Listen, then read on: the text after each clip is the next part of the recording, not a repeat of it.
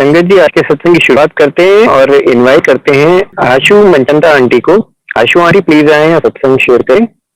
गुरुजी के चरणों में नतमत प्रणाम, नतमस्तक होके कोटि कोटि प्रणाम। सभी सुनने वाली संगत का बहुत बहुत स्वागत और उन सबको नमस्ते। विक्रम अंकल आपका, कुणाल अंकल आपका और पूरी मंदिर मैनेजमेंट का बहुत बहुत शुक्राना मुझे फिर से एक बार ये गुरुजी की उस्तक करने का मौका देने के लिए। आप सबका बहुत बहुत शुक्राना। थैंक यू गुरुजी। मैं स्टार्ट करती हूँ कि गुरुजी के साथ हमारी जर्नी कब से स्टार्ट हुई। इट वॉज एंड ऑफ 2005 जब गुरुजी ने अरदासें सुन सुन के हमको इंस्टेंटली बुलाया। हमारा कोई ऐसा कनेक्शन नहीं था, किसी को हम जानते नहीं थे जो गुरुजी की हो, लेकिन हम अचानक जो गुरुजी ने हमें बुलाने के लिए जो कड़ी जोड़ी, मैं किसी के पास कुछ काम से गई और उनका कोइंसिडेंटली एक्सीडेंट हुआ था। तो उनके बारे में ऐसे पूछा तो उन्होंने बताया वो उससे पहले 2 बार गुरुजी के दर्शन कर आए थे। तो उन्होंने गुरुजी के बारे में बताया और जबकि मैं उस फैमिली से बिलोंग करती थी कि जो नॉन बिलीवर्स इन गुरुज, क्योंकि उस वक्त इतने फ्रॉड गुरुज थे कि विश्वास ही नहीं होता था। लेकिन पता नहीं वो गुरुजी का इतना जबरदस्त बुलावा था कि मैंने उसी वक्त बोला कि मुझे जाना है आज, आप हमें लेके चलेंगे? तो वो बोले मेरा तो एक्सीडेंट हुआ, मैं ड्राइव नहीं कर सकता। तो मैंने कहा वो कोई बात नहीं है। उसी टाइम मैंने अपने हस्बैंड को कॉल किया, उनको बुलाया और कहा हमें कहीं जाना है, मत पूछना कहाँ क्यों। ये शब्द मेरे मुंह से निकले लेकिन बोलने वाली मैं नहीं थी, वो गुरुजी थे। और उसके बाद में मतलब 4:30 बजे मुझे गुरुजी के बारे में मालूम पड़ रहा है और उसके बाद में हम 5:45 बजे we were on the way to Empire State. तो ये सिर्फ और सिर्फ गुरुजी आपका ये कॉल था जो उस दिन हमने आपके दर्शन पाए और उसके बाद में जोड़ने वाले भी आप, क्योंकि वही ऐसी बुद्धि और वही ऐसी मत देते हैं, वही उस तरीके के भाव भी पैदा करते हैं जो गुरुजी से जुड़ पाए। तो वहां जाके जो गुरुजी का मन, जब मैं पहुंची तो गुरुजी अपनी गद्दी पर आसीन नहीं थे और शब्द चल रहा था, श्वासा दी माला नल सिमरा मैं तेरा नाम। और थर्सडे का वो दिन था। बस वो शब्द सुन के वहां पर मेरा जो रोना छूटा, मुझे समझ ही ना आए कि मैं क्यों रोती जा रही हूँ। लेकिन बाद में पता चला कि वो गुरुजी की क्लेंजिंग शुरू हुई थी। और उसके बाद जब गुरुजी आए, गद्दी पर आसीन हुए, तो मैं बता ही नहीं सकती आपको कि उनका वो नूरानी चेहरा, वो इतना चमकता दमकता शहंशाह जैसा, उनका सारा कुछ लिबास, उनका चेहरा, उनके ऑरा, वो देख के दीवानगी छा गई दिमाग पर। और वो उन्होंने ही जोड़ना था, शायद इसीलिए ये सब कुछ हमें नजर आया। और उसके बाद में ये कृपा थी उनकी, क्योंकि बुलाया जो उन्होंने तो पहले दिन बात भी करी, उन्होंने पूछा, मेरा नाम पूछा, अंकल का नाम पूछा, क्या करते हो। तो इतनी बुद्धि भी नहीं थी कि कुछ अच्छे से जवाब दे पाते हो। बस मैं तो पता भी नहीं था गुरुजी के बारे में, क्योंकि जो आए थे वही सिर्फ 2 बार आए थे। तो मैंने तो बस गुरुजी को ऐसे ही बोला, मैंने कहा बस गुरुजी, क्योंकि उन दिनों में हम बहुत ज्यादा फाइनेंशियल प्रॉब्लम्स में से निकल रहे थे। तो मैंने गुरुजी को बोला बस गुरुजी इनको आशीर्वाद दो। तो गुरुजी ने कहा दे दित्ता 2 बारी, इतना लाउडली गुरुजी ही सेड। तो उस टाइम तो मुझे ये महत्व भी नहीं पता था कि इतनी बड़ी ब्लेसिंग्स जो हमें मिली है कि इसका मतलब क्या। तो बस, लेकिन उसके बाद में ऐसी उनकी मनमोहिनी सूरत देखकर इतना अट्रैक्ट मैं हो गई थी कि मेरे को था कि मेरे को गुरुजी के बारे में और जानना है। तो उस वक्त में उन्होंने मेरे को ओल्गा आंटी से मिलवाया, क्योंकि वो भी ओल्गा आंटी के थ्रू ही गुरुजी के पास पहुंचे थे। तो जिस तरीके से ओल्गा आंटी ने गुरुजी के बारे में नरेट किया, that was falling in love with Guruji at first sight. और सही में मतलब ऐसा था कि जैसे सही में मेरे को प्यार हो गया। और उसके बाद जब घर पहुंचे तो कुछ नहीं, सिर्फ और सिर्फ गुरुजी दिमाग में छाए हुए हैं और वही सामने नजर आ रहे हैं। और बस मैंने यही मांगा था, क्योंकि तब हम गाड़ी भी तब निकाला करते थे कि जब हमारे को बहुत ज्यादा जरूरत हो, और हमारे घर से एम्पायर स्टेट काफी दूर, मतलब एट मिनिमम 35 किलोमीटर्स वो दूर। तो यही था कि जाएंगे आएंगे इतना पेट्रोल लगेगा। तो गुरुजी जानी जान, उन्होंने हमको फ्री पेट्रोल ब्लेस किया, और पता नहीं कितने बाहर आने जाने का हमारा जो है वो आना जाना फ्री कर दिया, क्योंकि गुरुजी ने ही हमको अपने साथ जोड़ा। अ, कभी भी हमने नहीं सुना कि किसी को भी फ्री पेट्रोल मिला हो, लेकिन in a lucky draw we got 75 litres petrol free. इसका काफी लंबा मैंने सत्संग पहले वाले अपने सत्संगों में करा है। उसके बाद बस फिर हम जुड़ते चले गए। और उस वक्त में जो छोटा बेटा था वो 12th करके हटा था, और वो चाहता था पायलट बनना। लेकिन हम प्रॉब्लम्स में इतने थे, तो हम यही बोलते थे कि कैसे कर पाएंगे, हमारा तो इतना ज्यादा, हम लोग इस टाइम डेट्स में जा रहे हैं। तो जब वो गुरुजी के साथ जुड़ा तो बस उसका अटल विश्वास कि नहीं, गुरुजी भेजेंगे, गुरुजी भेजेंगे। और गुरुजी ने वो सच में उस बच्चे का विश्वास पूरा किया। उसका शायद मांगना भी था वो गुरुजी से। मुझे टेलीपैथिकली दिखाया गुरुजी ने, मैं दरबार में ही बैठी थी, कि गुरुजी ने उसका हाथ एक अंकल को पकड़ा के बोला, ले फड़ एनू पायलट बना दे। और गुरुजी के फिजिकल फॉर्म में रहते रहते वो बच्चा, उसका एडमिशन हो गया। और बस सिर्फ वो तब तक कनाडा के लिए फ्लाई नहीं कर पाया था, वो गुरुजी के चोला छोड़ने के बाद, लीला करने के बाद वो कनाडा गया। लेकिन फिजिकल फॉर्म में रहते रहते गुरुजी को बताया था कि गुरुजी ये इसका एडमिशन हो गया, कनाडा जा रहा है। And Guruji lifted his eyebrow and पूरा सिग्नल दिया। हालांकि उसके पायलट बनने में काफी डिफिकल्टीज आई, क्योंकि जिस स्कूल में उसने एडमिशन लिया था वो स्कूल किसी लॉ को तोड़ने की वजह से बंद कर दिया गया, और जो हम फीस पूरी दे चुके थे वो हमको रिटर्न नहीं हुई। उसके बाद लेकिन उस बेटे की लगन इतनी जबरदस्त कि उसने फिर से मेहनत करी, क्योंकि उसको मालूम था कि मेरे पापा मम्मी ने जो अब ये लोन लेके भेजा है मेरे को, अब ये मुझे रिटर्न भी करना है, और अब वो मुझे मेरे ऊपर और पैसे नहीं लगा सकते। उसने बहुत मेहनत करी, बहुत बहुत ज्यादा मेहनत करी, अपनी फीस के लिए पैसे जोड़े, और वहां पर दोबारा नए सिरे से उसने एडमिशन लेके वो कोर्स कंप्लीट किया।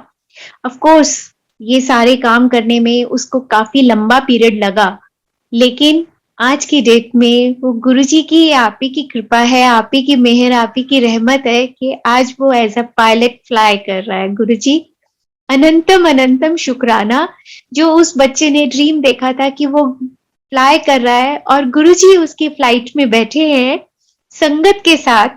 वो गुरुजी ने अब वो ड्रीम पूरा कर दिया, क्योंकि हर बार जब भी फ्लाइट में वो उड़ाता है तो गुरुजी हमेशा उसके साथ होते हैं। तो जितना भी हम शुक्राना करें गुरुजी आपका, वो बहुत बहुत बहुत कम है। और कितनी आपने कृपा करी कि ऐसी प्रॉब्लम्स में उसको तो पायलट बनाया ही बनाया। बड़ा बेटा जो एमबीए करना चाहता था वो भी यूएस से, जबकि उसने पहले इंजीनियरिंग करी, तो उसको यही था कि मुझे मास्टर्स करनी है तो यूएस से। तो हम सोच भी नहीं सकते थे कि जितनी प्रॉब्लम्स में से हम निकल रहे हैं, बच्चे ऐसे ख्वाब सोचते हैं, लेते हैं। लेकिन सही में जहां पर गुरुजी का हाथ हो, उनका साथ हो, तो कुछ भी नामुमकिन नहीं है। आज भी अगर हम पलट के देखें तो हमने कहाँ से वो फीस दी होगी, हम उस चीज को याद कर ही नहीं सकते, क्योंकि वो हमने दी ही नहीं, वो दी ही गुरुजी ने है। कहाँ से जरिए बनाए, कहाँ से उन्होंने फीसें दी, आज भी हम रिकॉल करें तो नहीं कर सकते। और उसका यूएस का वीजा भी गुरुजी ने लगवाया, जबकि वो काफी अफ्रेड था कि पता नहीं लगेगा कि नहीं लगेगा। लेकिन गुरुजी जिस विंडो पर उसको भेजा, तो उसको वही डर था कि मैं कैसे कैसे, ये तो रिजेक्ट कर ही जा रहा है, 5 में से 4 केसों को रिजेक्ट करा जा रहा है, तो गुरुजी ने उसको टेलीपैथिकली बोला, कंजरिया वीजा ओढ़ने नहीं, मैं लाना है। तो वही गुरुजी जहाँ हो वहां पर कोई भी चीज असाध्य नहीं है। सारे काम संवर जाते हैं अगर गुरुजी हमारी बाह फड़ ले तो। बस गुरुजी हमेशा हमारी बाह फड़े रहना, क्योंकि आप पकड़ोगे तो वो पकड़े रहोगे, लेकिन अगर हम पकड़ेंगे तो हम तो अनाड़ी, हम तो नालायक बच्चे हैं आपके कि छोड़ देते हैं। हमारे से तो वो पकड़ भी छूट सकती है, बस गुरुजी आप ना हमारी बाजू छोड़ना। तो गुरुजी की ऐसी ऐसी कृपाएं बच्चों पर बरसी, अंकल पर हुई, हमारे ऊपर हुई। मेरे बहुत बहुत सारे सत्संग गुरुजी के सत्संगों में ही जुड़े। मैं ऐसी नालायक बच्ची हूँ गुरुजी की कि हमेशा गुरुजी से ना प्रूफ मांगती हूँ कि गुरुजी आप सत्संग में आए थे, मुझे प्रूफ दो। मुझे मतलब प्रूफ ऐसे नहीं, मुझे पता नहीं चला गुरुजी, क्योंकि जब भी संगत आके बोलती थी कि बहुत खुशबू आ रही है, हम थर्ड फ्लोर पर है, नीचे से खुशबू आ रही है, तो मेरे को ये हो जाता था हाँ गुरुजी आए हैं। क्योंकि जब आप उसी ऑरा में रहते हो तो आप फ्रेग्रेंस इतनी फील नहीं कर पाते। तो जब भी संगत आके बोलती थी तो मेरा दिल खुश हो जाता था। एक बार किसी ने कुछ नहीं बोला, तो मैं ना बाद में ना पूछती रही गुरुजी से कि गुरुजी इस बार आप आए थे? आप आए थे? तो मुझे पता ही नहीं चला आप आए भी थे। तो एक आंटी जिनको मैंने नहीं बुलाया था, तो वो मुझे 2-3 दिन बाद सत्संग के बाद मुझे मिली। तो उन्होंने बोला कि आशु तुम्हारे घर में 2-3 दिन पहले सत्संग था? मैंने कहा हाँ आंटी था, सॉरी मैं आपको बुलाना भूल गई। तो कहते हैं कि ना मैं जब तुम्हारे घर के नीचे से निकल रही थी ना तो खुशबू आ रही थी, तो मैंने यही बोला ये तो आशु के गुरुजी की खुशबू है। तो मेरा तो दिल ये सुनकर खुश हुआ कि एक तो खुशबू और आशु के गुरुजी, तो सही में गुरुजी हमेशा मेरी बात पढ़ के रहना, कभी कभी कभी न छोड़ना। आपकी कृपा, आपकी मेहर, आपकी रहमत हमेशा हम पर बनी रहे। और गुरुजी का जो सबसे पहला सत्संग है वो ओल्गा आंटी, उनके साथ उन्होंने मेरे को जब गुरुजी ने अपना चोला बदला तो उसके बाद ही उन्होंने मेरे को अपने साथ जोड़ लिया था। और उसी सत्संग में हमने इतनी ब्लेसिंग्स, इतनी मेहरें, इतनी रहमतें पाई गुरुजी की कि मैं बता ही नहीं सकती। हम उस सत्संग से आते थे तो महकते हुए आते थे, क्या हमारे कपड़े, क्या हम, क्या हमारे पर्स, सब कुछ महक रहा होता था, क्योंकि इतनी ब्लेसिंग्स दी हैं उस सत्संग में गुरुजी ने। शायद क्योंकि जैसा गुरुजी चाहते थे उतने ही डिसिप्लिन से वो होता था, बहुत ही श्रद्धा भाव से, इतनी प्यारी संगत उसके साथ जुड़ी हुई थी। वो सत्संग हमारे घर में पहली बार हुआ 11 दिसंबर 2009। तो उस वक्त में अंकल ने बोला कि अभी तुम क्यों करवा रही हो सत्संग, कि ऋषभ जब पायलट बन जाता तब करवाते। या अंकल एक ऑफिस बेचना चाहते थे जिसके कोई पेपर्स नहीं थे हमारे पास में। तो ये था कि वो किसी भी तरीके से एनी हाउ वो बिक जाए, तो कहते या तो वो ऑफिस बिकता तो तब तुम ये सत्संग कराती। मैंने कहा प्लीज गुरुजी को शर्तों पे मत बुलाओ, गुरुजी आ रहे हैं उनका दिल से स्वागत करो। तो लेकिन ये लाइन अंकल के ना दिमाग में छप सी गई और वो 2 महीने हमने बहुत दिल से सत्संग की तैयारियां करी। सारे घर को बहुत अच्छे से, जो गुरुजी को पसंद है सफाई बिल्कुल वैसा ही करा। और गुरुजी आए भी, गुरुजी ने अपनी प्रेजेंस दिखाई भी। एक जो हमने दिए, मिट्टी के दिए भी जलाए थे गुरुजी के आगे, वो पूरे टेबल के साथ ऐसे चिपके कि किसी भी तरीके से नहीं निकलते थे। हमने बहुत खुरपियां मार ली, कर लिया सब कुछ, हथौड़ियां मार ली, चाकू मार लिए बेवकूफों की तरह, लेकिन वो नहीं निकला। लेकिन जब गुरुजी से अरदास करी, माफिया मांगी, तो वो बिल्कुल एक खाली कप की तरह वो निकल गया दिया। तो ये तब और आज भी उस दिए का निशान हमारी टेबल पर मौजूद है। जैसे एम्पायर स्टेट में गुरुजी जहां बैठते थे वो जगह पूरी बर्न आउट होके जैसे डार्क मतलब ब्लैकिश ब्राउन हो गए था, वैसा ही निशान आज की डेट में भी वो मेरे टेबल पर है, क्योंकि वो 2 दियों के साथ ऐसा हुआ था। एक दिया बहुत ज़्यादा चिपका था और एक थोड़ा कम, लेकिन दोनों दियों के निशान वो है, क्योंकि वो गुरुजी की शक्ति से वहाँ पर स्थापित हो गए थे। और अम, ऐसा था कि जब ऋषभ कनाडा गया, तो उसने उस वक़्त में मुझे ये नहीं मालूम था कि गुरुजी हमको ये स्टोन्स वाली अंगूठियाँ ना पहनने के लिए मना करते हैं। तो वो उसने पहनी हुई थी, क्योंकि जैसे तब हम उस गुरुजी के पास जाने से पहले हम पंडितों के पास जाते थे, तो वो बोलते थे आपका औखा टाइम चल रहा है, आप पुखराज पहनो ये वो। तो वैसा ही उस बच्चे ने पुखराज पहना हुआ था। तो गुरुजी ने उसको ड्रीम में दर्शन दे के बोला और कुछ उसको गुस्सा किया। तो लेकिन ना वो जब सुबह उठा तो वो भूल गया। तो उसने बोला मम्मा थर्सडे का दिन है, आज आप मंदिर जाओगे, गुरुजी ड्रीम में आए थे, कुछ रिंग के लिए बोल रहे थे, नाराज हो रहे थे, लेकिन मुझे ना समझ नहीं आया, आज आप गुरुजी के पास जाओगे तो क्लियर पूछ के आना। और ये बात संगत जी 2007 सितंबर के आसपास की है। तो उस वक्त में जब मैं गई, मैंने माथा टेका और उसके बाद भी मैं दरबार में फ्रंट रो में ही बैठ गई। और उसके बाद में उस टाइम पर मैंने भी अपने राइट हैंड में मोती पहना हुआ था, लिटिल फिंगर में। और left to left Paul aunty बैठी हुई थी। तो मैंने वहां पर बैठ के गुरुजी को अरदास की कि गुरुजी, Rishabh is not very much clear about the ring, please give him clear message. अभी ये अरदास किए हुए मेरे को हार्डली 20 सेकेंड्स हुए होंगे कि वहां पर पॉल आंटी ने, जो लेफ्ट टू लेफ्ट बैठी थी, जो मेरा राइट हैंड तो देख ही नहीं सकती थी कि मैंने क्या पहना, उन्होंने मेरा इतनी जोर से हाथ ड्रैग किया। और चलते हुए शब्द जब दरबार में हो तो कोई भी नहीं बोलता, लेकिन उन्होंने बोला, क्योंकि वो गुरुजी का मैसेज था, आके पाइया अंगूठियां, तेनू नहीं पता गुरुजी नू बिल्कुल पसंद नहीं हैगियां, ला एनू।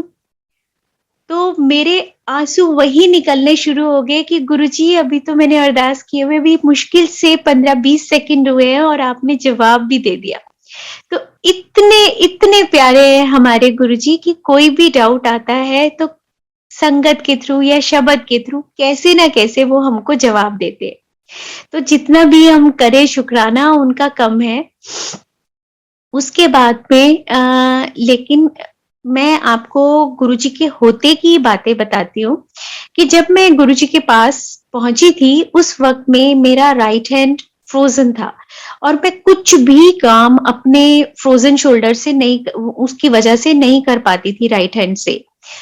तो मेरे को कंघी करने में, कपड़े पहनने में बहुत दिक्कत होती थी। और जब मैं डॉक्टर को दिखाया तो उसने मुझे बोल दिया कि आपको ऑपरेट कराना पड़ेगा, आपका इतना ज्यादा फ्रोजन है कि ये किसी भी फिजियोथेरेपी से नहीं ठीक हो सकता। तो लेकिन उस टाइम फाइनेंशियल ट्रबल्स इतनी थी कि मैं उस चीज को इग्नोर कर दिया कि काम तो हो रहा है ना, तो छोड़ देते हैं। लेकिन संगत जी, आपने वो शब्द सुना होगा ना जो हमें गुरुजी सुनवाते हैं, बिन बोलिया सब किछ जाणदा, किस आगे कीजिए अरदास। तो मैं जब गुरुजी के पास आती थी तो मांग तो कुछ पाती ही नहीं थी, क्योंकि गुरुजी को देख के बस देखते ही रह जाते थे। और जब उनके चरणों में शीश झुकाते थे तो बस ये लगता था कि बस ये समय यहीं थम जाए और यहीं पर फ्रीज हो जाए बस, और सिर ना हम उठाए इन पावन चरणों से। और मांगने का तो कुछ सूझ ही नहीं पाता था। तो अपने लिए तो मैंने क्या ही अरदास करनी थी, तो क्योंकि जैसे गुरुजी भी बोलते हैं कि आंटियां तो मांगती भी हैं तो अपने फैमिली के लिए, अपने हस्बैंड के लिए, बच्चों के लिए। और गुरुजी ने कब वो मेरा फ्रोजन शोल्डर बगैर किसी इलाज, बगैर किसी फिजियोथेरेपी, बगैर कोई दवाई खाए वो कब ठीक हो गया पता ही नहीं चला। और क्योंकि गुरुजी की कृपा से हुआ तो आज आप देख लो कि कितने 16 साल हो गए उस चीज को, 16-17 साल होने को जा रहे हैं। बिल्कुल मेरा वो शोल्डर ठीक है क्योंकि कृपा गुरुजी की थी ना।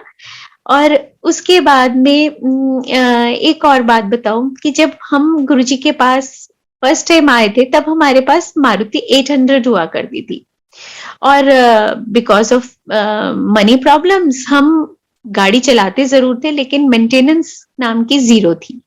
कोई उसको हम उसके लिए सर्विसिंग वगैरह के लिए नहीं देते थे, कि यही होता था कि भाई बस पेट्रोल डाल के चलती रहे, यही ठीक है। लेकिन सही में गुरुजी ने उस गाड़ी को इतना ब्लेस करा है, मैं क्या बताऊं। मैं जब हम जाना ही शुरू हुए थे तो गुरुजी ने मेरे को ड्रीम में दर्शन देके दिखाया कि वो उस गाड़ी में ड्राइविंग सीट के पीछे बैठे।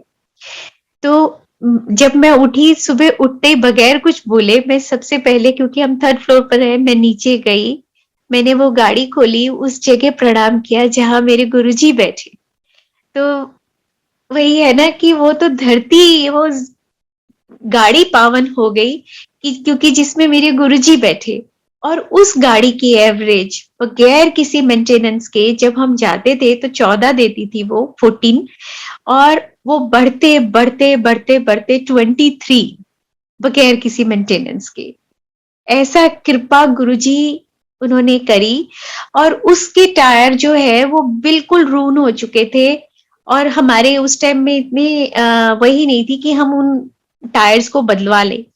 तो लेकिन उसमें इतनी संगत, नई संगत जाती रही है गुरुजी के द्वारे, और हम लोग कभी भी 4 या 5 तो होते ही नहीं थे, हमेशा 6, 7 और कभी कभी तो 8 लोग तक गए हैं उस छोटी सी गाड़ी में।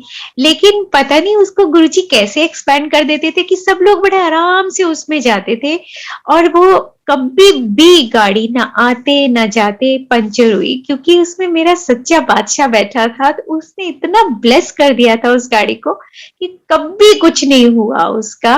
और वो उसके बाद जब हमारी गुरुजी ने कृपा करी, हमको होंडा सिटी लेके दी, तो उसके बाद में वो अंकल ने अपने कजिन को दे दी गाड़ी। तो उसने भी यही बात बोली कि भैया ये कैसी गाड़ी दी है।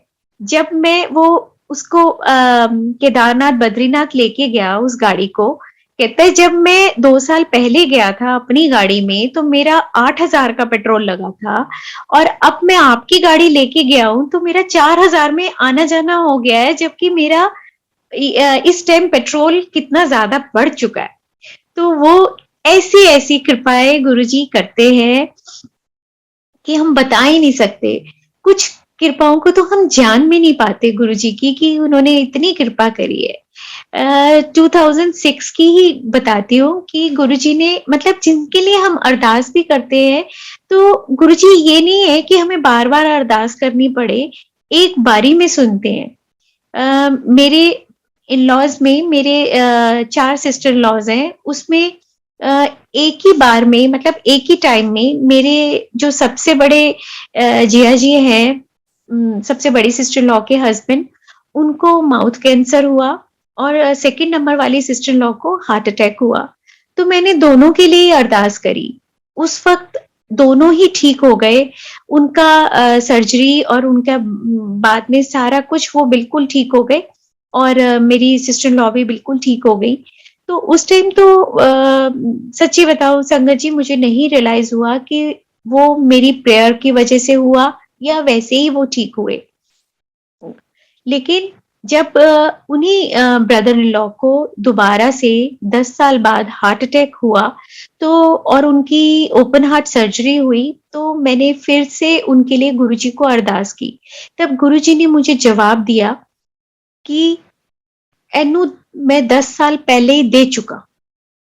ये कह के गुरुजी चुप हो गए। तो मैंने रियलाइज किया कि वाकई उस बात को 10 साल पूरे हो चुके। तो उसके बाद में मुझे समझ में आ गया था कि गुरुजी का क्या जवाब है, और वही हुआ कि उनकी डेथ हो गई। तो इतना हमारी एक बार भी अरदास किए हुए गुरुजी सुनते हैं। तो संगत जी, जो गुरुजी बोलते हैं ना कि बार बार ਤੁਹਾਨੂੰ अरदास करन दी कोई लोड़ नहीं, तुसी एक बार जद कहंदे हो तो ताई मैं सुन लेना। तो वैसे तो हमें मांगना ही नहीं चाहिए, लेकिन कई बार ऐसी सिचुएशंस आ जाती हैं कि जब कोई भी अपने घर का क्लोज कोई प्यारा, कोई रिश्तेदार बीमार हो तो उसके लिए अरदास निकल ही आती है ना।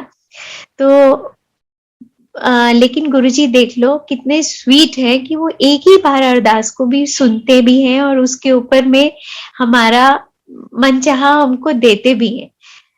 तो क्या-क्या शुक्राने करें हम गुरुजी का, हम बता ही नहीं सकते।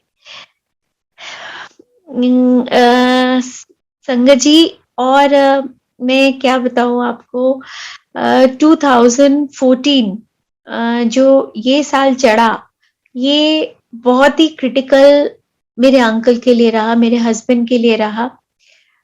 जब अ, होली का दिन था, हम गुरुजी को प्रणाम करने और हैप्पी होली करने के लिए दरबार पहुँचे। तो उस दिन जब मैंने दरबार में माथा टेका, तो मैंने देखा गुरुजी स्माइल नहीं कर रहे। तो मैं बड़ी हैरान हुई कि मुझे ऐसा क्यों लग रहा है कि गुरुजी स्माइल नहीं कर रहे। तो उसके बाद में जब मैं आज्ञा लेने के लिए दोबारा से प्रणाम किया, तो भी मैंने वही चीज़ नोटिस किया कि गुरुजी स्माइल नहीं कर रहे। मन से बहुत उथल-पुथल हो गया मेरे मन में, लेकिन फिर भी अब कि ये मुझे लगा कि पता नहीं मेरे मन का विचार है या मेरे को ऐसा लगा कि क्या हुआ, लेकिन वो उसका इंडिकेशन मुझे रास्ते में ही मिल गया। रास्ते में ही अंकल ने बोला वापसी पे कि मेरे पेट में बहुत दर्द हो रहा है। तो उसके बाद हम घर पहुँचे, लेकिन वो पेट दर्द तो ठीक हो गया। उसके बाद वेरी नेक्स्ट डे प्रॉब्लम दिखनी शुरू हो गई। अ, उनके उनका पूरी बॉडी स्टिफ होती चली गई और पूरी ऐसे कि उनके लिए हिलना-डुलना, करवट लेना, उठना-बैठना बिल्कुल इम्पॉसिबल होता गया। उनको हॉस्पिटलाइज़ किया गया, लेकिन कोई जो डॉक्टर थे वो उसको डायग्नोज़ नहीं कर पाए बिल्कुल भी ठीक। 15 दिन संगत जी, अंकल एडमिट रहे। मैं गुरुजी से बार-बार अरदास करती रही कि गुरुजी अगर इलाज सही हो रहा है तो मुझे कोई इंडिकेशन दे दो। लेकिन गुरुजी की तरफ से कोई इंडिकेशन नहीं आया, संगत ज़रूर आती रही। अ, उनको प्रसाद खिलाती रही, लेकिन गुरुजी का कोई इंडिकेशन मुझे नहीं मिला। हार के बड़ी मुश्किल से मेरे को गुरुजी ने दिखा दिया कि वो डॉक्टर बेवकूफ़ बना रहा है और उससे डायग्नोज़ सही नहीं हो रहा, तो हम ज़बरदस्ती छुट्टी करवा के अंकल को घर लेकर आए। उसके बाद जो गुरुजी के शब्द हैं कि हमारा गुरु परिवार ही असली परिवार है। ये गुरुजी बोलते थे, "तुहाडे रिश्तेदारां ने कम नहीं आना, ਇਹ ਜਿਹੜਾ मैं परिवार बनाया है, यही तुहाडे कम आएगा।" तो नवीन अंकल जो मीनू आंटी के हस्बैंड हैं और विजय अंकल जो मंजू आंटी के हस्बैंड हैं, ये लेकर गए अंकल को एक उन्होंने बहुत ही काबिल डॉक्टर को ढूँढा और उनके पास लेकर गए और वहाँ पर जब हम उनको लेकर ही गए हैं, एंटर ही किया है फोर्टिस हॉस्पिटल में, तो गुरुजी की फ्रेग्रेंस साथ-साथ, बिल्कुल साथ-साथ। उस वक़्त वो डॉक्टर नहीं था, वो सिर्फ़ और सिर्फ़ गुरुजी विराजमान थे उसके रूप में। क्योंकि जिस तरीके से उन्होंने बात करी, जिस तरीके से मेरे को ढाढ़स बंधाया और जिस तरीके से उन्होंने बात की, वो मैं मान ही नहीं सकती कि वो डॉक्टर थे उस वक़्त में। क्योंकि मुझे ये बोला उन्होंने कि इनको अच्छा-अच्छा खाना खिला, जब मैंने डॉक्टर जी को शिकायत करी कि डॉक्टर साहब ये कुछ खाते नहीं हैं और इतनी हेवी मेडिकेशन जा रही है, तो तब उन्होंने यही बोला कि वैसा खाना बना के खिला जो नई-नई शादी में अच्छा-अच्छा खाना बना के खिलाती थी। समोसा खिला, जलेबी खिला। तो मेरी ना आँखें फटी की फटी रह गई क्योंकि ये दोनों चीज़ें तो गुरुजी की प्रसाद है। और मैं बोला, मैंने कहा डॉक्टर साहब ये तो स्टेरॉइड्स जा रहे हैं, तो स्टेरॉइड्स में तो हम नहीं दे सकते ना शुगर और ऑयल। तो कह रहे जैसे गुरुजी का अंदाज था बोलने का बिल्कुल वैसे ही कि वो सब मैं 15 दिन में सँभाल लूँगा। लेज़ के चिप्स खिला, ये सब बताओ, कोई डॉक्टर बोल सकता है? बिल्कुल भी नहीं। और उसका ये बोलना कि ये जो आज आए हैं ना आपके साथ, यही काम आएंगे, आपके रिश्तेदार काम नहीं आएंगे। अब बताइए उसको कैसे मालूम हो सकता था कि मेरे साथ में जब फर्स्ट टाइम भी और सेकंड टाइम भी जो भी संगत फैमिली थी, वो भी ढींगरा फैमिली थी, बेरी अंकल थे, तो वो सेकंड टाइम मेरे साथ हॉस्पिटल गए थे। तो कि उस दिन भी और आज भी जो आपके आए हैं ना फ्रेंड्स, इन्होंने ही काम आना है, आपके आपके रिश्तेदारों ने काम नहीं आना। अब बताइए संगत जी कि वो डॉक्टर को कैसे मालूम हो सकता है कि वो हमारे फ्रेंड्स, मतलब ये गुरु फैमिली है। तो मैंने उनको बोला डॉक्टर साहब ये मेरा गुरु फैमिली है। कहते हाँ इन्होंने ही काम आना है। तो बताइए ये सिर्फ और सिर्फ मेरे गुरुजी बोल सकते हैं और कोई नहीं। तो गुरुजी की तो असीम असीम कृपाएं हैं जो हम पर बरस रही हैं। एक आपको सत्संग सुनाती हूँ जो हुआ 31st, जब मेरे बड़े बेटे ने यूएस जाना था, तो उसका शुक्राने का सत्संग किया था और उसकी डेट थी 31 जुलाई 2012। तो अगर संगत जी किसी को याद हो तो उस टाइम में क्या हुआ था, नॉर्दर्न ग्रिड जो है वो फेल हो गई थी और उसकी वजह से पूरे नॉर्दर्न इंडिया में लाइट नहीं थी, इवन मेट्रोज तक बंद हो गई थी। तो अब जो मेरी अरदास थी कि गुरुजी सत्संग आपका, शान आपकी, तो आप ही की रहमत, आपकी संगत ने आना है, तो आपके सत्संग में की शान में कोई कमी ना हो। गुरुजी आप तो संसार को संभाल के बैठे हो, नॉर्दर्न ग्रिड की क्या औकात। तो बस मेरी यही अरदास हुई थी। संगत जी शाम को 7 बजे का सत्संग का टाइम था और 6 बजे लाइट आ गई थी। और उस टाइम गुरुजी ने मेरे छोटे बेटे ऋषभ के थ्रू ये मैसेज भी दिया था कि पहले ही बोला था कि मानू कह दी लंगर ज्यादा बनाएगी, संगत बहुत आएगी, उस तो संभाले नहीं संभलेगी। और वही हुआ संगत जी, बहुत संगत आई। जैसे हमारे छोटे से घर में जिस तरीके से बड़े फंक्शंस में मंदिर में लाइन नहीं रुकती, ऐसे ही हुआ, लाइन नहीं रुकी। और जब मैंने ये चीज रियलाइज की तो मेरे तो सही में होश उड़ गए कि जो हम लोग नालायक है ना, कि विश्वास है भी लेकिन उस टाइम हम अपना मानवीय दिमाग लगाने लग जाते हैं, भाई लंगर पूरा होगा, लंगर पूरा कहीं कम ना हो जाए, कहीं कम ना हो जाए। लेकिन जब वो महाराज होते हैं तो वो लंगर जितने मर्जी लोग आ जाए तो वो लंगर बढ़ता जाता है। संगत जी जो लंगर गुरु जी की कृपा से बनाया था मैंने, वो बनाया था 250-300 लोगों के बीच में, और मतलब 250 लोगों के लिए मैंने बनाया था, सॉरी। और वो उस टाइम संगत 350 प्लस थी। और लेकिन गुरु जी की कृपा से वो लंगर बढ़ता गया, बढ़ता गया। और कब उसके बाद में भी जब मैंने वो ड्रम्स खाली किए, तब भी 1.5-1.5 किलो के पतीले की गुरुजी ने इतना वो कर दिया था कि अगले दिन भी तू आराम करी, तेनू बनाने दी लोड़ नहीं। वो इतना डिवाइन लंगर हमारे लिए अगले दिन के लिए भी छुड़वा दिया गुरुजी ने, कहीं कोई कमी नहीं आने दी सत्संग में। और उस दिन क्योंकि टॉप फ्लोर पर है, सीढ़ियों में संगत, इवन छत पे जाके संगत बैठी, तो भी इतना सबको आनंद आया कि गुरुजी ने इतनी ठंडी हवा चला दी कि कहीं जुलाई के महीने में भी किसी को कोई गर्मी ना लगे। ऐसे ऐसी कृपाएं गुरुजी ने करते हैं हमारे। और एक आपको सत्संग सुनाती हूँ, क्योंकि ऐसी गुरुजी ने कृपा की है कि मेरे दोनों बच्चों के जन्म में 2 साल का फर्क है, लेकिन है दोनों का बर्थडे एक ही दिन का। तो अब जब दोनों बच्चे बाहर, तो ये माँ कैसे मनाएगी ना उनका जन्मदिन। तो एक ही तरीका है हम लोगों के पास तो कि सत्संग करने का। तो उस दिन एक रजनी आंटी है जो बहुत दिल से गुरु जी के साथ कनेक्टेड है, उन्हें बहुत मैसेज आते हैं गुरु जी के, लेकिन जब गुरु जी का हुक्म होता है वो बताती तभी है। तो वो आई सत्संग में। तो उसके बाद जब वो लेट आई, बच्चों का जन्मदिन था, तो उसमें वो मतलब आधा पौना घंटा सत्संग शुरू होने के बाद आई। लेकिन जैसे ही सत्संग खत्म हुआ तो उन्होंने मुझे आवाज लगाई कि आशु आंटी सुनो। मैं कहा हाँ जी। कहते अज तुहाडे बच्चियां दा जन्मदिन है। मैंने कहा हाँ जी। तो वो बड़ी हेजिटेटली बोल रही थी बच्चियां दा। तो मैंने कहा हाँ जी। कहते दोनों बच्चों का। मैं कहा हाँ जी। कहते आज ही होता। मैं कहा हाँ जी। कहते गुरु जी ताई कह रहे हैं बच्चियां दी जन्मदिन लख लख बधाइयां।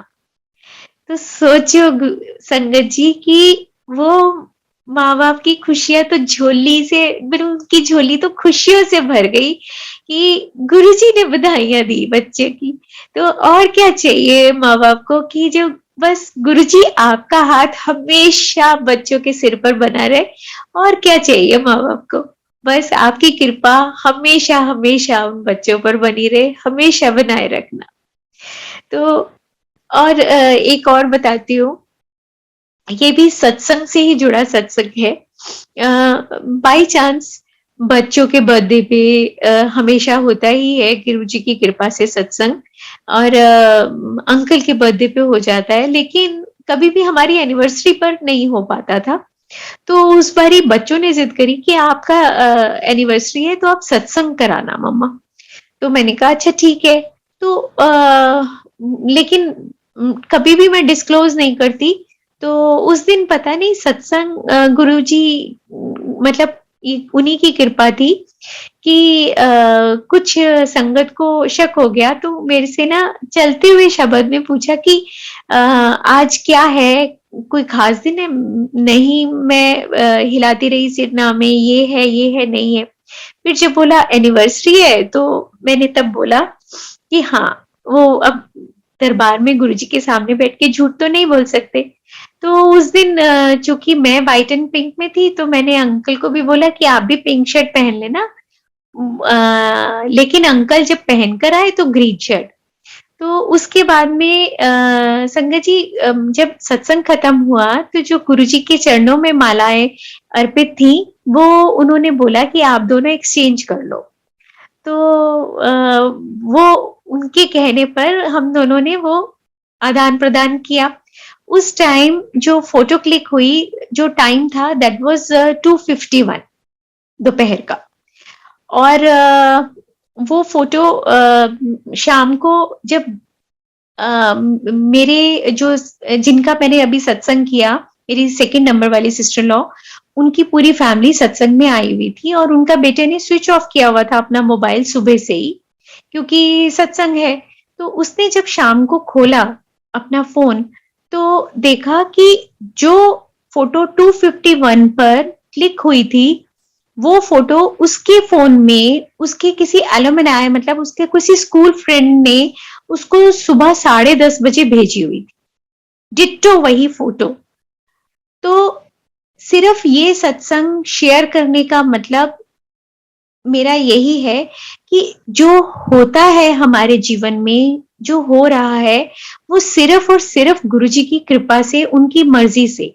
तो वो जिस तरीके से हमारी मालाएं थोड़ी सी टेढ़ी थी और जो कपड़े हमने डाले हुए डिट्टो वही कपड़े, बताइए वो 10:30 बजे। तो इसका मतलब तो यही है ना कि जो भी हो रहा है हमारे जीवन में वो सिर्फ और सिर्फ गुरुजी की मर्जी से हो रहा है। तो बस गुरुजी जो भी हो आगे भी हमारे जीवन में वो सिर्फ और सिर्फ आपकी मर्जी से हो, आपकी कृपा, आपकी मेहरों, आपकी रहमतों से हो। तो शुक्राना गुरुजी। एक और आपको मैं बताती हूँ, दिमाग से निकल गया, सॉरी संगत जी।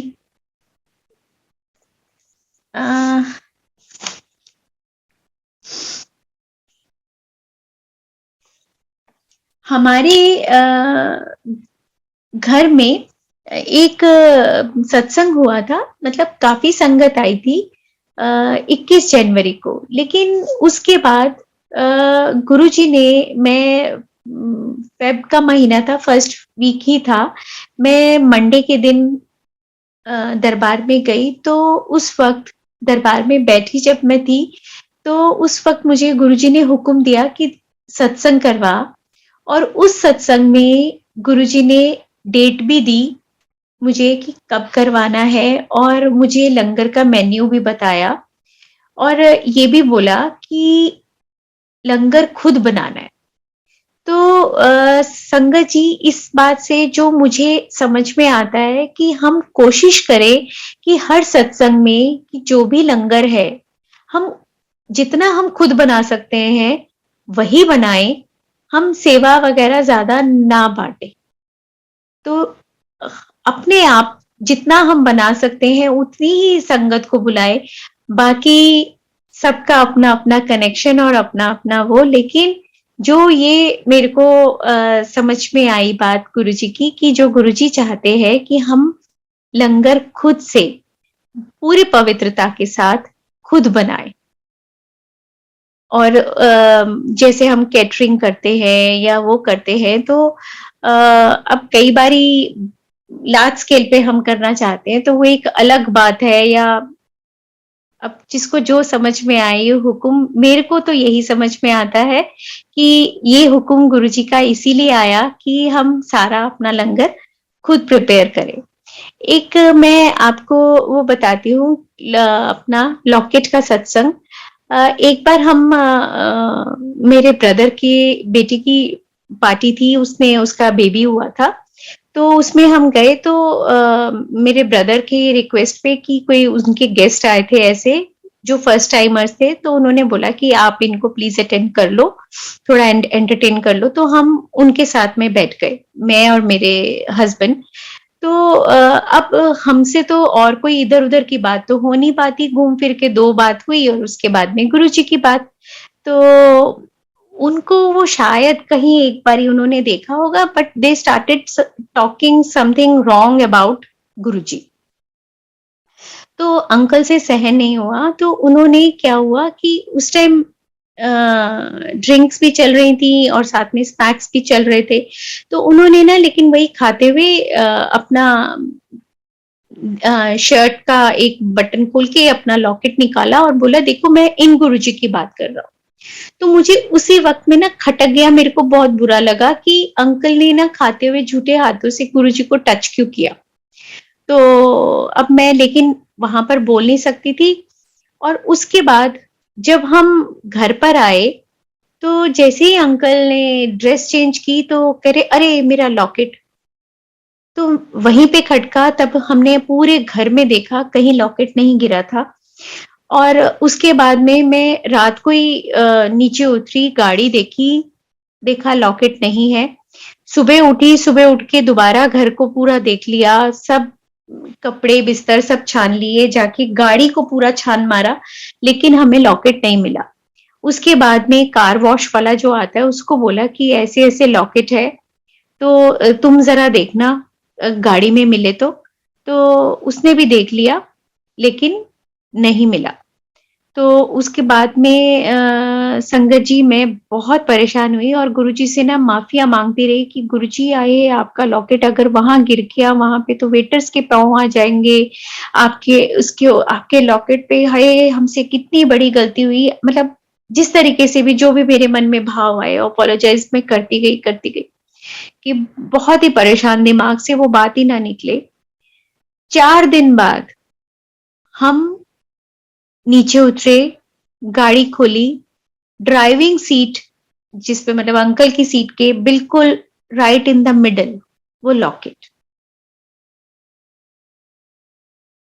बताओ संगत जी कि गुरुजी, अब मालूम नहीं कि वो माफी थी हमारी, वो रियलाइजेशन था या कुछ भी, लेकिन समझ में आ गया कि कोई भी बात है जो गुरुजी कहते हैं, एक बार आपने मैसेज देना आपका फर्ज, उसके बाद मैं जानू, वो बाकी वो बंदा जाने। जिसको मनवाना है वो मान जाएगा, जिसने नहीं आना उसने नहीं आना। तो कभी भी ये उनके ऊपर ही हमें छोड़ देना चाहिए, हमें ज्यादा कहीं कन्विंस करने की जरूरत नहीं। और वाकई जो मुझे लगा कि हमें ऐसे बहुत वहमों से हमें निकाला है, लेकिन फिर भी जो एक पवित्रता है वो हमें बनाए रखनी चाहिए। गुरु जी को झूठे हाथ हम कैसे लगा सकते हैं, ये काम तो हमें बिल्कुल ही नहीं होना चाहिए। हाँ, एक जो गुरुजी ने जब अपना चोला बदलना था, लीला करनी थी, तो उससे पहले जो गुरुजी ने मेरे को जो एक मैसेज दिया, वो ये था 29th मई 2007।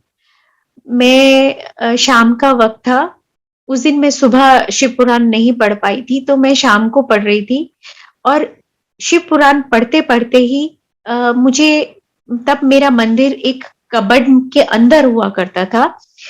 मतलब उस कबर्ड में 2 ही खाने थे और उसमें ही मेरा मंदिर था। तो ऊपर वाले खाने में सिर्फ़ एक शिव जी की मूर्ति थी और नीचे पूरा मेरा मंदिर था। और एकदम से मुझे कुछ खिसकने की आवाज़ आई। इससे पहले कि मैं वो सेंटेंस कंप्लीट कर पाती कि मैं देखती कि क्या खिसका, तो फिर से खिसकने की आवाज़ आई और वो शिवजी की मूर्ति नीचे, ज़मीन पर। ये बात 29th में 6:30-7 के बीच की है और उस शिवजी का जो हार था, जो गले में डला हुआ था, वो नीचे वाले जो मेरा शेल्फ था, उसमें इन द मिडल वो शिवलिंग परिवार, शिव परिवार उसके ऊपर जाके पड़ा। अगर आप टेक्निकली सोचें, लॉजिकली सोचें, साइंटिफिकली सोचें, तो वो चीज़ इम्पॉसिबल है। किसी भी तरीके से इम्पॉसिबल है, लेकिन ऐसा हुआ और वो जो शिवजी की मूर्ति नीचे गिरी मुंह के बल, उसका खिसकने का क्या रीजन था? That was next to impossible, क्योंकि उसके पीछे आसपास कुछ भी नहीं था और उसका जो लेग पोर्शन था, मतलब जिसमें शिवजी ध्यान में अपने लेग्स फोल्ड करके बैठे होते हैं, वो वाली मूर्ति थी। उसमें उनके जो टांगे थी वो खंडित हुई, आधी बाजू वो खंडित हुई, लेकिन फेस इंटैक्ट, आगे चेस्ट इंटैक्ट, इवन वो नीचे शेर का मुंह खाल में जो जिस खाल पर वो बैठे होते, वो भी इंटैक्ट उस वक्त। और जितनी वो मूर्ति खंडित हुई थी, उसके टुकड़े जो लॉजिकली वो कहीं और नहीं जा सकते थे, मतलब बालकनी तक मेरे गए, पूरे रूम में गए मेरे, पूरे घर के हर एक रूम में। तो उस वक्त में मैं और मेरा बड़ा बेटा वही घर पर थे। मैं समझ में नहीं आया, बहुत परेशान हो गई कि ये कोई बहुत बड़ा मैसेज है, लेकिन क्या है मेरी समझ से परे है। तो लेकिन उस वक़्त मेरे को समझ में नहीं आया। ले बोलते हैं कि खंडित मूर्ति को रखते नहीं है घर में, लेकिन पता नहीं, मैंने उस मूर्ति को प्रवाहित नहीं किया, जल प्रवाह नहीं किया। उसके सारे टुकड़े उठा के मैंने उसको एक पैकेट में बाँध के एक स्टील के डब्बे में रख दिया। और संगत जी, जब 2011 में मेरे को गुरुजी का हुक्म आया था घर को रेनोवेट करने का। उस वक़्त में मेरे को सत्संग की डेट मिली हुई थी 8th अप्रैल, और वो शिफ्ट कर दी गई थी हुक्म के साथ कि अब होगा 14th अक्टूबर को और वो डेट चेंज नहीं होगी। और ये बोला गया था कि तुम्हारे को पैसे की कमी नहीं आएगी। और ये मैसेज मेरे को ओल्गा आंटी ने दिया था कि गुरुजी का हुक्म है कि अपने घर को रेनोवेट करो, सुंदर सा बनाओ, खुला-खुला बनाओ और पैसे की कमी नहीं आएगी और 14th अक्टूबर की जो डेट है वो भी चेंज नहीं होगी। तो उस वक़्त अंकल जो उस वक़्त में जो भी थोड़ा बहुत पैसा था वो बच्चों की पढ़ाई के लिए रखना चाहते थे। तो गुरुजी का हुक्म मानकर उन्होंने वो सब रेनोवेशन करवाया, क्योंकि उनका हुक्म सिर माथे। और संगत जी, आप हैरान रह जाएँगे कि उस वक़्त में जो हमारे काम हुए, जितना ज़्यादा काम हुआ और इतने कम पैसों में हुआ कि आज की डेट में भी अगर हम बिलीव करें तो नहीं होता। जो भी हमारे घर आके कॉन्ट्रैक्टर कोट करता था, हमारे मुँह खुले के खुले रह जाते थे कि इतना कम कैसे? क्योंकि वो गुरुजी करवा रहे थे, तो वो सब काम हुआ। और अब जब भी जो भी आता है इस घर में तो वो यही बोलता है, "अरे! आपके घर में तो बहुत पॉजिटिव वाइब्रेशंस आती हैं।" तो क्यों ना हो, क्योंकि ये काम ही गुरुजी ने करवाया था। तो उसके बाद ये उसके साथ सत्संग जो, हाँ, और इस रेनोवेशन के दौरान वो स्टील के डब्बे में से वो मेरी जो खंडित मूर्ति थी, वो गायब हो गई। कहाँ गई? पता नहीं। वो स्टील का डब्बा था, उसके साथ बाकी जो सामान है वो था, लेकिन नहीं था तो सिर्फ वो खंडित मूर्ति। ये बहुत हैरानी की बात है। इसकी तो गुरुजी जाने कि गुरुजी ने क्या किया। हाँ, लेकिन जो 29th मई को जो उस वक़्त मुझे समझ में नहीं आया था कि वो क्या इंडिकेशन है, वो इंडिकेशन था कि गुरुजी जब बहुत ज़्यादा बीमार हो गए थे, उनकी तबीयत खराब हो गई थी, ये उस वक़्त का समा है। और 31st मई का सबको आपको मालूम है, और तब गुरुजी ने ये इंडिकेशन दिया था कि मैं शिव हूँ, शिव इज़ इम्मॉर्टल, वो है, वो रहेगा, हमेशा, हमेशा। लेकिन ये शरीर मैं इस वक़्त छोड़ रहा हूँ। वो उस वक़्त वो मैसेज था जो मुझे उस वक़्त तो नहीं समझ में आया, और मुझे 31st मई को भी समझ में नहीं आया। मुझे वो मैसेज समझने में उसके अलावा 1 हफ्ता और लगा कि ये गुरुजी ने उस दिन मेरे को मैसेज दिया था। लेकिन टाइम लगा हमारे को। हम तो अल्लड़ है ना, नहीं समझ में आता हमें। और आपको सत्संग तो बहुत बहुत ज़्यादा है। क्या मैं बताऊँ? एक और मैं बताती हूँ आपको, फिर से दोबारा फ्लैशबैक में लेके जा रही हूँ कि गुरुजी कुछ भी, क्योंकि जब हमारी हक हलाल की कमाई होती है तो उसको डूबने भी नहीं देते। एक अंकल ने फ्रेंडली लोन दिया था अपने फ्रेंड को, क्योंकि वो उस टाइम बहुत प्रॉब्लम्स में था। तो लेकिन वो 1 डेढ़ साल के बाद में, मतलब जब वो और ज़्यादा तकलीफ में आता रहा, लेकिन अंकल इतने सॉफ्ट रहे हैं हमेशा से और आज भी वैसे ही हैं। तो उन्होंने बोला कि आप चिंता नहीं करो, मेरे पैसे की चिंता मत करो, आप जब कंफर्टेबल होगे आप तब दे देना। क्योंकि उनको ये लगता था कि अगर कोई तकलीफ में है तो हम उसको और इस तरीके से बोल के टॉर्चर ना करें। तो उसके बाद लेकिन वो कहाँ चला गया, तो हमें बिल्कुल मालूम नहीं पड़ा। वो इंडिया ही छोड़ के चला गया। और उसके बाद जब हमारे को ज़रूरत थी, जब छोटे बेटे ने जाना था, तो उस वक़्त में गुरुजी ने उस इनके फ्रेंड को बाहर से बुला भेजा, और वो आया और उसने ये बोला कि राज जी, मैं सिर्फ़ और सिर्फ़ आपके पैसे देने आया हूँ, और अगर आज मैं ज़िंदा भी हूँ तो सिर्फ़ आपके पैसों की वज़ह से। क्योंकि ये मैं अपने सिर पर नहीं लेना चाहना चाहता। तो वो जो काफ़ी एक बड़े अमाउंट का लोन था, वो उस तरीके से गुरुजी ने हमारा वापस दिलवाया उससे। तो ये काम सिर्फ़ और सिर्फ़ कौन कर सकता है? सिर्फ़ और सिर्फ़ हमारे गुरुजी, और कोई भी नहीं।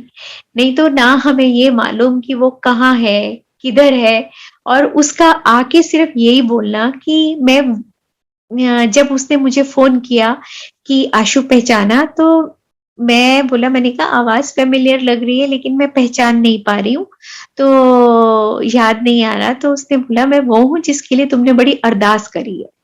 क्योंकि संगत जी, जब आपको पैसे की ज़रूरत होती है तो आपको अपना डूबा पैसा ही याद आता है कि जिससे लेना है वहीं उससे मिल जाए।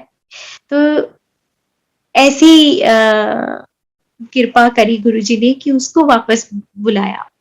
और एक संगत जी, जो बात मैं भूल गई कि गुरुजी इतने कमाल के हमारे प्यारे जादूगर हैं कि कुछ भी पॉसिबल हो सकता है, कुछ भी पॉसिबल हो सकता है। आप सोचो, बैंक में कभी भी कोई गलती नहीं होती, सब कुछ कंप्यूटराइज़्ड है। लेकिन जब हमने छोटे बेटे के लिए लोन लिया था, तो उसका जब हम जो हमारा रीपे करने का अमाउंट हम कैलकुलेट करते थे और उसको ईयर्स से मल्टीप्लाई करते थे, तो हम ये कैसे वापस हो रहा है कि इसमें तो मुश्किल से हाँ, वही जा रहा है, बेस अमाउंट ही जा रहा है, इंटरेस्ट कहाँ गया? तो उसके बाद में और वो भी आप देखो हर साल उनकी पूरी क्या जो वर्ड है मेरे दिमाग से निकल गया है, वो सब होता है उनकी चेकअप्स वगैरह होते हैं, सब कुछ होता है, ऑडिट सॉरी ऑडिट वगैरह होता है, तो वो सब में पकड़ में आना चाहिए था, 1 नहीं 2 नहीं 7 साल तक वो नहीं पकड़ में आया।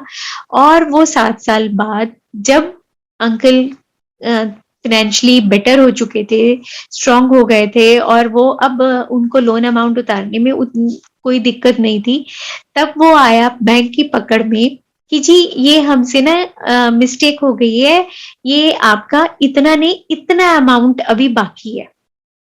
तो अब हम तो हंसे मन में कि हमें तो खुद ही हम कैलकुलेट करके ये चीज सोच रहे थे कि ये कैसे कर रहा है बैंक। तो ये सिर्फ गुरुजी की लीला थी कि जब उन्हें पता था कि अभी ये इतना ही अमाउंट रीपे कर सकते हैं, तो उतना ही हमको किस्त बनी हुई थी और वो 7 साल के बाद जाके बैंक ने पकड़ा और उसके बाद में तब हम ऐसे थे कि हम आराम से वापस कर सकते थे। तो वो हमने करा। तो ये सिर्फ और सिर्फ गुरुजी की लीला है, जो ये कर सकते हैं।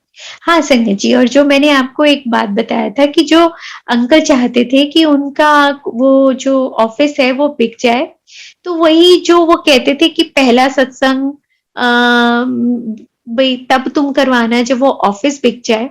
तो वो पहला सत्संग होने के बाद 11 दिसंबर को वो 2009 को हमारा पहला सत्संग हुआ था और 22 दिसंबर को वो इनका ऑफिस बिक गया, जो जिसका एक भी पेपर इनके पास नहीं था और उसको एक प्रॉपर्टी डीलर पता भी चल गया था, तो वो उसको कब्जा भी कर रहा था, लेकिन सिर्फ गुरुजी को अरदास गई थी कि गुरुजी अगर किसी ने कर लिया तो मैं लड़ाई झगड़े करने वालों में से नहीं हूँ, मेरे से तो ये काम बिल्कुल नहीं होगा, सिर्फ ये काम आप ही संभाल सकते हो। तो उसी प्रॉपर्टी डीलर को उसने बोला कि मुझे मालूम था आपके पास कोई पेपर नहीं है, मेरे मन में तो आ रहा था कि मैं कब्जा कर लूं, लेकिन पता नहीं मैं कर नहीं पाया। ये शब्द उस प्रॉपर्टी डीलर के निकले। ये सिर्फ और सिर्फ हमारे गुरुजी की कृपा है कि जो ऐसा कर देते हैं।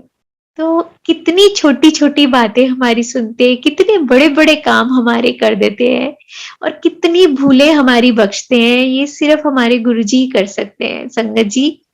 और मैं एक आपको एक चुलबुला सा सत्संग सुनाती हूँ, जो वैलेंटाइन्स डे का है।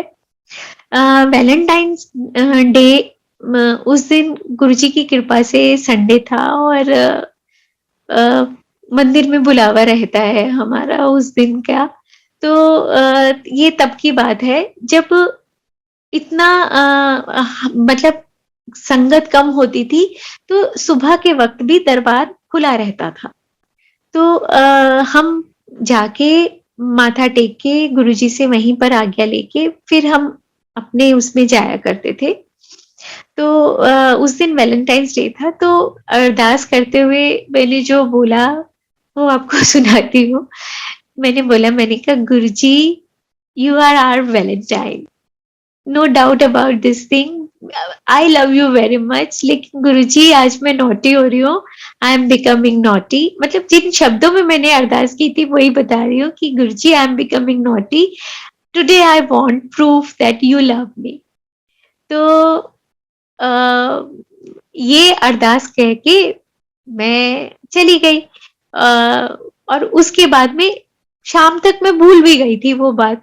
बस ये था कि आज बहुत खूबसूरत दिन है और पूरा दिन हमें गुरुजी के साथ बिताने के लिए मिल रहा है, क्योंकि वही हमारे असली वैलेंटाइन है।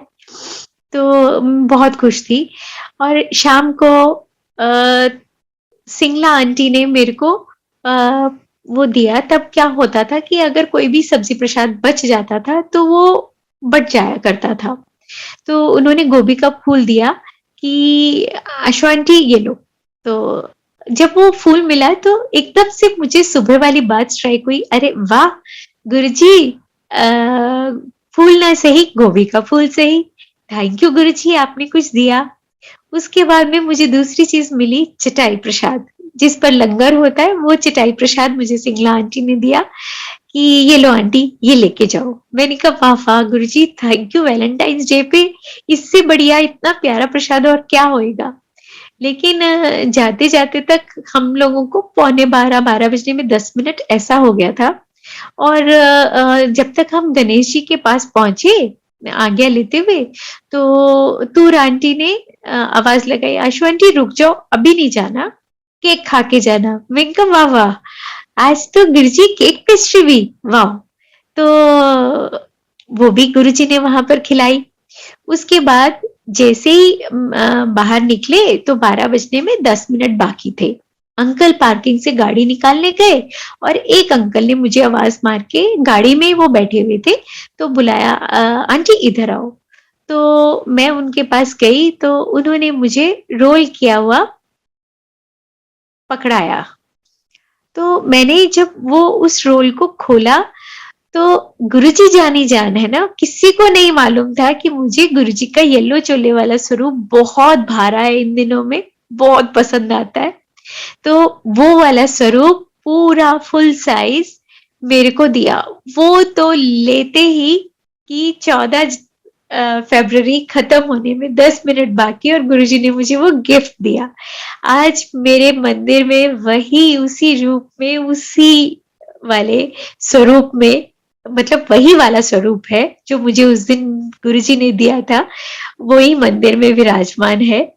और उस चोले में गुरुजी ने अपना रंग भी बदल लिया है, वो येलो से पिंक चोले में आ गए हैं, वो कलर ही चेंज हो गया है चोले का। तो ये गुरुजी की मर्जी कि वो कुछ भी कर सकते हैं, तो कुछ भी करे, कोई भी से रंग का पहने। तो हर रूप में जचते हैं हमको, हम तो हर रूप में गुरुजी आपको प्यार करते हैं। तो thank you thank you thank you, शुक्राना गुरुजी। गुरुजी अपने बच्चों का भी ना बहुत बहुत ध्यान रखते हैं। इसका सत्संग मैं आपको सुनाती हूँ संगत जी।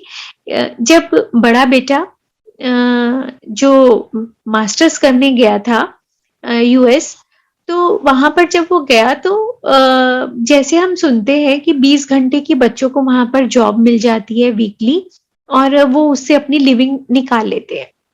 लेकिन पहले पूरे 6 महीने बीत गए, उसको कोई जॉब नहीं मिली।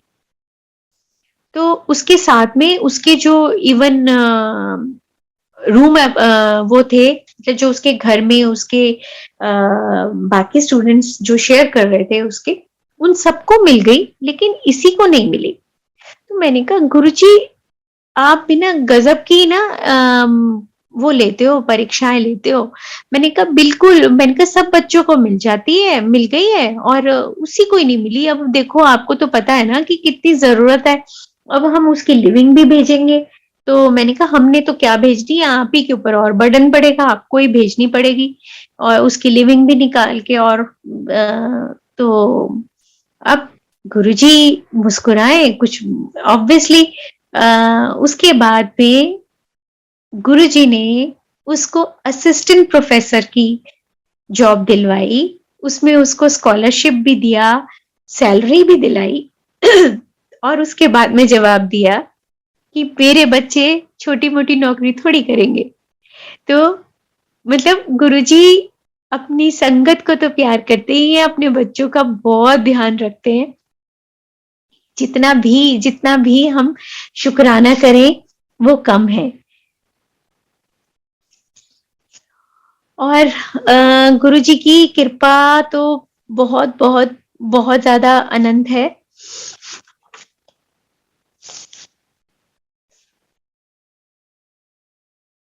और क्या सुनाऊं संगत जी, कृपाएं तो ऐसी हैं कि हर दिन होती हैं। और हाँ, आपको सुनाती हूँ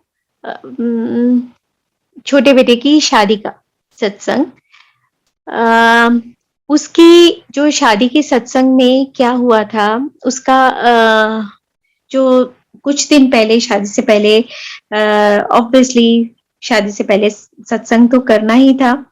तो उस दिन जो गुरुजी का आदेश के अनुसार मखनी दाल बनाई थी और साथ में जो भी सब्जी पनीर की सब्जी थी। तो क्या हुआ था वो उस दिन मैंने अच्छी तरह बनाने के बाद उसको 2 बड़े-बड़े कैसेरोल्स में कन्वर्ट कर दिया था। एक बहुत बड़ा कैसेरोल था, 10 किलो का था और एक 5 किलो का था। ये बात 15 अक्टूबर 2019 की है। तो अ, क्या हुआ कि वो जब उन्होंने सोचा कि सर्दी का थोड़ा-सा मतलब मौसम बदल ही जाता है अक्टूबर में, तो एक बार और दोबारा गरम कर लेते हैं कि और अच्छी तरह गरम-गरम दाल खाएँ, जो सेवा में थे। लेकिन जैसे ही वो बड़ा वाला कैसेरोल उठाया, वो टिल्ट हो गया और ऐसा टिल्ट हुआ कि वो पूरी की पूरी 10 किलो दाल जो उसके अंदर थी, वो पूरी बह गई, कुछ भी नहीं बचा। सिर्फ बचा तो एक वो छोटे वाला 5 किलो वाला कैसेरोल। उसके बाद में ऋषभ की जिसकी शादी थी, वो भोग लगाने आया। ये सब हुआ भोग लगने के वक़्त में और जो सत्संग का टाइम था, वो था 4 से 6 का। तो जब उम, उसने भोग लगाया और उसने गुरुजी को अरदास की कि गुरुजी ਤੁਹਾਨੂੰ ਤਾਂ ਪਤਾ ਹੈ ਕਿ ਕੀ ਕੁਝ ਹੋ ਗਿਆ ਹੁਣ ਨਾ ਮੈਨੂੰ ਕਿਸੇ ਚੰਗੇ ਜਿਹੇ ਹੋਟਲ 'ਚ ਭੇਜਣਾ ਜਿੱਥੇ ਨਾ ਸਾਫ਼ ਸੁਥਰੀ ਤੁਹਾਡੇ ਪਸੰਦ ਦੀ ਤੁਹਾਡੀ ਮਰਜ਼ੀ ਦੇ ਲਾਇਕ दाल प्रसाद मैनू मिल जाए। तो गुरुजी ने उस वक्त में उसको जवाब दिया टेलीपैथिकली कि कोई लोड़ नहीं, ऐस च पूरा हो जाओ। तो ये आके उसने बेरी अंकल जो उस टाइम सेवा में थे लंगर प्रसाद सर्व करने के, तो उनको बताया तो उन्होंने बोला बस फिर अब इसी में पूरी हो जाए। संगत जी सोचो कि वो कैसी डिवाइन प्रसाद दाल उसमें मतलब उस दिन बढ़ती गई कि 150 से ऊपर संगत, रात को 25 के करीब और संगत आई है, लेकिन उनको भी पूरी हो गई, किसी को कम नहीं हुई क्योंकि गुरुजी के वचन थे। तो गुरुजी के वचन कैसे खाली जाएंगे? तो इसकी तो कोई हम वो उठा ही नहीं सकते ना क्वेश्चन। और